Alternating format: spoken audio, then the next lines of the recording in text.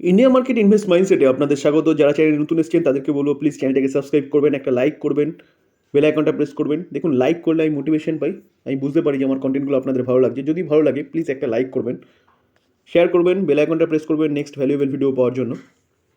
দেখুন, কালকে কিন্তু আমরা দুটো ভিডিও আপলোড করেছি যেখানে কিন্তু এই 5টা সেক্টর নিয়ে আলোচনা করেছি। এই ভিডিওতে ফিউচার ওরিয়েন্টেড বলতে পারেন, বা নেক্সট 5 বছরে কিন্তু ভালো একটা ওয়েলথ ক্রিয়েট করে দেবে এই 5টা সেক্টর। তো সেক্টর স্পেসিফিক আমরা কিন্তু এখানে একটা সেক্টর নিয়ে আলোচনা করেছি, রিনিউয়াল সেক্টর। সেই 5টা সেক্টরের মধ্যে একটা বেস্ট সেক্টর বলতে পারেন।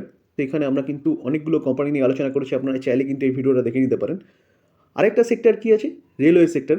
তো রেলওয়ে সেক্টরের কিন্তু যে কোম্পানিগুলো আছে, সেই কোম্পানিগুলো যে কোম্পানিগুলো ভালো করতে পারে নেক্সট 5 বছরে, সেই কোম্পানিগুলো নিয়ে আলোচনা করেছি একটা ভিডিওতে, সেটা আমি ডেসক্রিপশন বক্সে লিঙ্ক দিয়ে দেবো। তো বিভিন্ন ভিউয়ার্সরা কিন্তু কমেন্টস করেছে যে কি, যে এই সেক্টর স্পেসিফিক কোম্পানিগুলো নিয়ে আলোচনা করতে। তো আমি রেলওয়ে সেক্টরে কিন্তু ডিটেলসে আলোচনা করেছি, সেটা আমি ডেসক্রিপশন বক্সে লিঙ্ক দিয়ে দেবো, আপনারা চাইলে সেখান থেকে দেখে নিতে পারেন। দেখুন, এআই এর দুনিয়া আসতে চলেছে, অর্থাৎ আর্টিফিশিয়াল ইন্টেলিজেন্স। তো আর্টিফিশিয়াল ইন্টেলিজেন্স নিয়ে কিন্তু একটা কোম্পানি কাজ করে, সেই কোম্পানিটার বিজনেস মডেল ইউনিক। ভবিষ্যতে কিন্তু এই আর্টিফিশিয়াল ইন্টেলিজেন্স কিন্তু হচ্ছে আমাদের ভবিষ্যৎ হতে পারে। তো সেই জায়গায় দাঁড়িয়ে আমরা সেই কোম্পানিটা নিয়ে আলোচনা করব, তার বিজনেস মডেল আলোচনা করবো এবং তার ফান্ডামেন্টাল আলোচনা করবো, দেখবো যে কোম্পানিটাতে ইনভেস্টমেন্ট করা যায় কি না। দেখুন, এটা টোটালি হচ্ছে লার্নিং পারপাস, কোনো আমি কিন্তু বাই রেকমেন্ডেশন দিচ্ছি না। কারণ কি? কারণ আমি হচ্ছে সেবি রেজিস্টার্ড পার্সন নই। তো সেই জায়গায় দাঁড়িয়ে এই আলোচনাটা হচ্ছে আপনাদের হেল্প করবে স্টকটাকে আইডেন্টিফাই করার জন্য বা স্টকটা বোঝার জন্য। চলুন যাওয়া যাক। দেখুন, আগে কি হতো? আগে হতো আমরা টিভির মাধ্যমে আমাদের কিন্তু টোটাল যে এন্টারটেনমেন্ট ছিল সেটা কিন্তু কমপ্লিট করতাম। তো সেই টিভিতেই কিন্তু অ্যাড আসতো, সেই অ্যাডটা আমরা দেখতাম। এখন কিন্তু সেই জিনিসটা আস্তে আস্তে চেঞ্জ হয়ে যাচ্ছে। তাই বলে টিভি দেখছি না, অবশ্যই দেখছি। কিন্তু এখন ম্যাক্সিমাম টাইম কিন্তু আমরা ছোট থেকে একদম বুড়ো পর্যন্ত সবাই কিন্তু কি মোবাইলে হচ্ছে তার টাইমটাকে স্পেন্ড করি, অর্থাৎ মোবাইলের মাধ্যমে আজকে সব কিছু হয়ে যায়। আপনি টিভির যে কোনো প্রোগ্রাম মোবাইলে দেখুন, সিনেমা দেখছেন ইউটিউবে দেখছেন, বা সোশ্যাল মিডিয়া ইউজ করছেন, ফেসবুক ইউজ করছেন। তো সব কিছু কিন্তু এখন মোবাইলের মাধ্যমেই হচ্ছে। তো এই কোম্পানিটা না, এই কোম্পানিটা কিন্তু মোবাইলের অ্যাডভার্টাইজমেন্টের কাজ করে। তো দেখুন, এর সার্ভিস হচ্ছে অ্যাডভার্টাইজমেন্ট রিলেটেড। হ্যাঁ, তো অনলাইন টোটাল হচ্ছে এর কাজ। যে কোনো অ্যাপ খুলুন, সেই অ্যাপে যে অ্যাডভার্টাইজমেন্টগুলো দেখা যায় সেগুলোও কিন্তু এই কোম্পানিটা হচ্ছে প্রোভাইড করছে বা তৈরি করছে। তো সেই জায়গায় দাঁড়িয়ে এই কোম্পানিটা কিন্তু শুধু ইন্ডিয়ায় নয়, ইন্ডিয়ার মেন বিজনেস তাদের কিন্তু ইন্ডিয়ার বাইরে। তো সেই জায়গায় দাঁড়িয়ে এই কোম্পানি নিয়ে কিন্তু চিন্তাভাবনা করা যায়। আজকে দেখুন, আপনি হয়তো কোথাও ঘুরতে যাবেন, আপনি কোনো একটা সাইডে গিয়ে আপনি কি করছেন, আপনি হচ্ছে হোটেল বুকিং করার চেষ্টা করছেন বা টিকিট বুকিং করার চেষ্টা করছেন। তো দেখবেন আপনি যে কোনো অ্যাপ খুলে তাতে যদি আপনি কোনো কিছু দেখছেন, সেখানে কিন্তু আপনার অটোমেটিক্যালি কিন্তু সেই হোটেল বুকিংয়ের হচ্ছে সাইট দেখাবে, বা হয়তো আপনাকে প্লেনের টিকিট খুঁজছিলেন, সেই প্লেনের টিকিটের বেস্ট সাইট দেখাবে। তো এই জিনিসগুলো, এই অ্যাডগুলো কী করে আসছে? এই অ্যাডগুলো কিন্তু এই কোম্পানিটাই হচ্ছে তৈরি করছে, অর্থাৎ এই কোম্পানিগুলোর মেন ওয়েলথ হচ্ছে ডেটা। এই কোম্পানিগুলোর কিন্তু আপনি আপনার যা ডেটা আছে না, সেই ডেটাগুলো কিন্তু এই কোম্পানিগুলোর কাছে স্টোর করা থাকে। কারণ আপনি আপনার মোবাইলের মাধ্যমে যা কিছু সার্চ করছেন সেগুলো কিন্তু এই কোম্পানিগুলো জানতে পারছে, এবং সেই হিসাবে কিন্তু আপনার কাছে প্রেজেন্ট করছে বিভিন্ন ডেটা অনুযায়ী। তো সেই জায়গায় দাঁড়িয়ে এই যে কোম্পানিটা বললাম না এআই রিলেটেড, তো এই কোম্পানিটার কিন্তু বিজনেস ইউনিক বিজনেস। আর এই বিজনেস চলবে কারণ কি?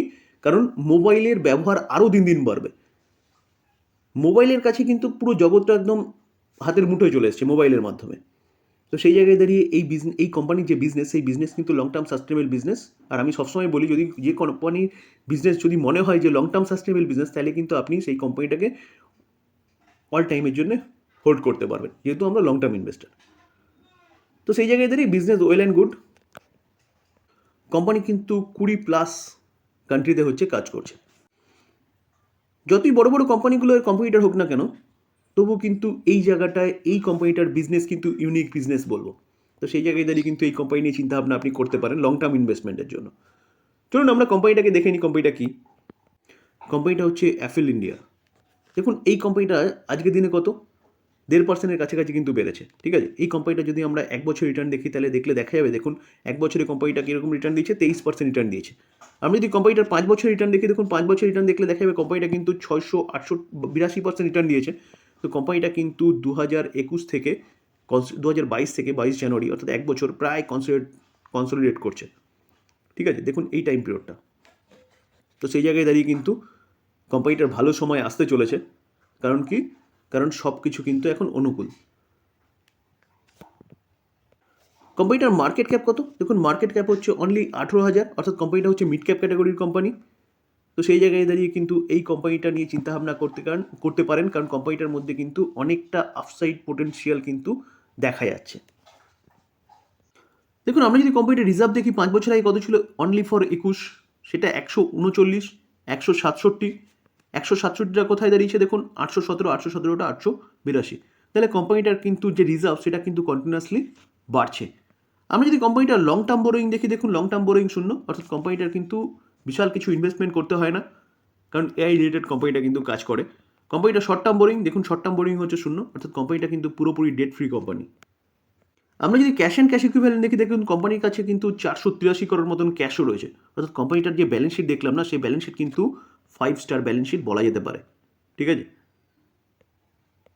আমরা যদি কোম্পানিটার বিজনেস দেখি দেখুন 5 বছরে 121, 187, 273, 273টা কোথায় এসছে, 428, 428টা 517। তো কোম্পানি কিন্তু কন্টিনিউয়াসলি তার বিজনেসটাকে বাড়িয়ে যাচ্ছে। আমরা যদি কোম্পানিটার প্রফিট দেখি, দেখুন 5 বছর আগে কত 16, তারপর সেটা 32টা কিছুটা কমেছিল 2021-এ, কারণ আমরা সবাই জানি সেই সময় কোভিড ছিল। তো 28টা দেখুন 56টা 66, তাহলে কোম্পানির যে প্রফিট, সেই প্রফিটটা কিন্তু কন্টিনিউয়াসলি বাড়ছে। তা আমরা যখন চার্ট দেখেছিলাম কোম্পানিটা কিন্তু 2022 থেকে নিচে এসেছিল। কেন নিচে এসেছিল? দেখুন প্রতি কটা কোম্পানি যখন রকেটের মতন ছোটে না, ছোটার পরে কিন্তু কিছুটা টাইম কনসলিডেট করে।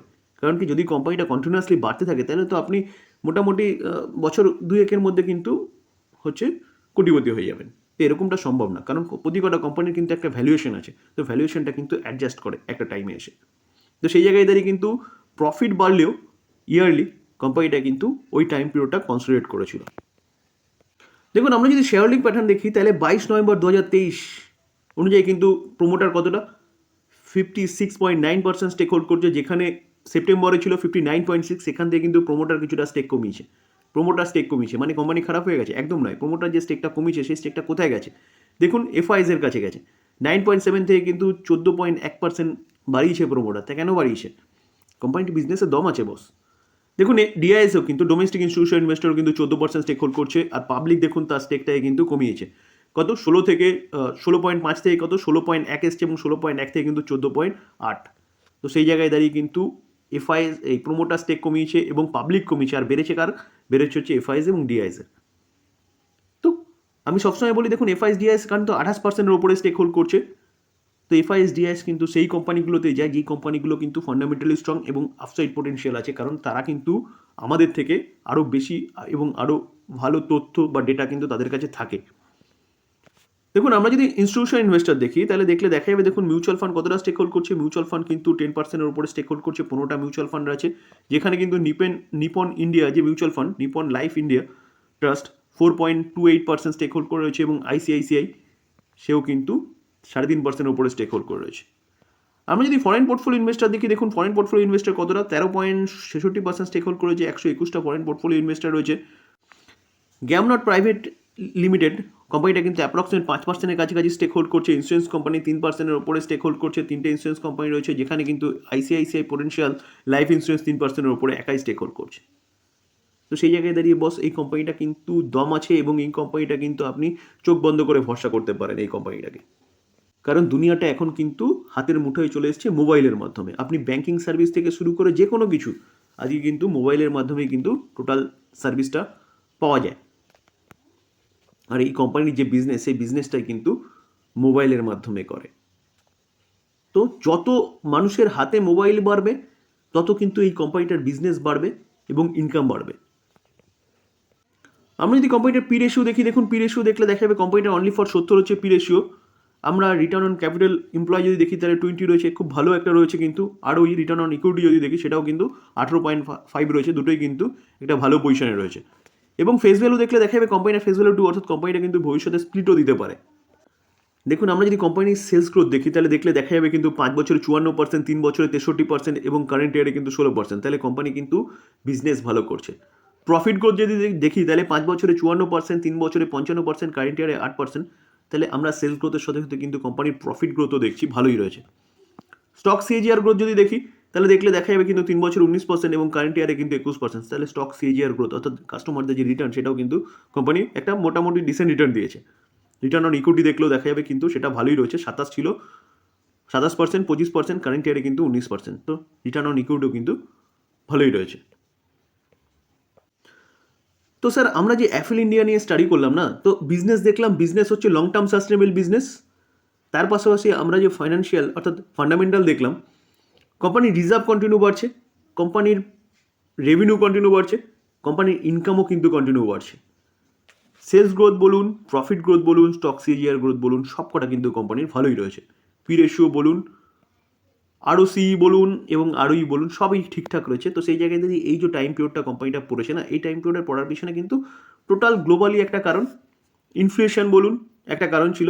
কারণ ইনফ্লেশন বাড়লে পরে স্বাভাবিকভাবেই সারা ওয়ার্ল্ডে কিন্তু ইউএস বলুন, ইউকে বলুন, সেখানে ইনফ্লেশন কিন্তু প্রায় 40 বছরের ওপরে চলে গেছিলো, যার জন্য কিন্তু এই সময় কিন্তু এই কোম্পানিটা পড়েছিল।